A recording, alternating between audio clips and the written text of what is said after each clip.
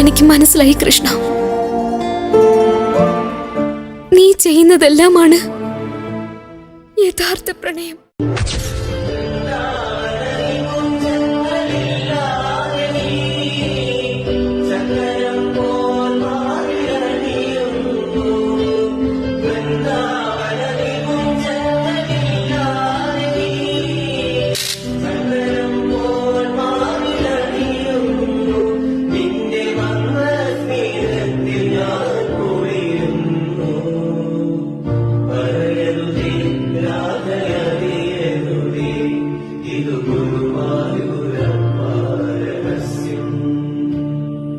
എന്റെ സുഹൃത്തിന് ഞാൻ ഏത് ആവശ്യത്തിലും കൂടെ ഉണ്ടാകും.